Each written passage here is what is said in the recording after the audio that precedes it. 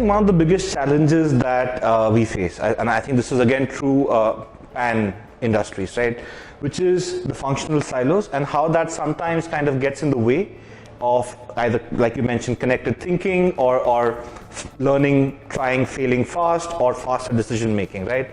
And I think a few things come to mind when I think about what can we do to drive a far less siloed, a far more fluid organization.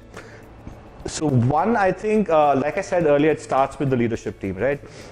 So at least in P&G, for example, one of the clearly called out priorities when we meet every year as a full company in India and beyond is the rally cry of company first, right? And it's not just a rally cry which kind of gets talked about during the annual meeting when we sit down to talk about our plans, but it's something that we then try and drive throughout everything that we do. So for example, the leadership team meetings, for example, the extended leadership team meetings, the functional meetings, right, where decisions tend to get taken. One, we make sure that the right multifunction team is available at these forums, and the decisions that get taken are looked back with the lens of company first, or whether some of them are driven by a function first or a scorecard first kind of a mentality. And I think as you start doing more of that, the organization then starts to realize that the leadership team doesn't really care about a function first or a scorecard, my personal scorecard first mentality. And when they see these decisions actually working in the benefit of the company, even if sometimes they do undermine certain functional priorities, and that the leadership team is fine with that, it kind of sends the message that that's the way that you've got to think about when you plan an initiative or when you plan an intervention on behalf of the company. That's one. The other one that I think works very well, that's something again that we've dabbled in briefly and we'd like to maybe systemize it over a period of time, is something called flow to work.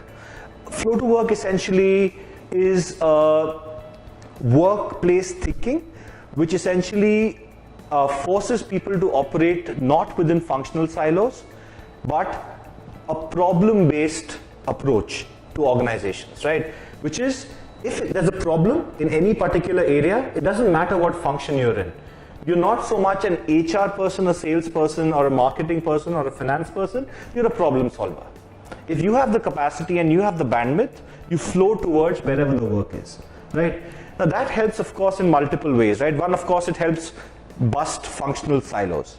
Definitely, because the moment that you get into a problem and solve it like that's the only central focus and there are no functional limitations and boundaries, you obviously learn a lot more about other functions, right? And when you do that, you understand their limitations and their, let's call boundary conditions, right? A lot better. So when you go back to your function, you're more cognizant of that. But not just that, also maybe achieving a solution to that problem as one team, devoid of functional titles, I think also builds that camaraderie and that comfort that's needed to then be able to trust other functions better.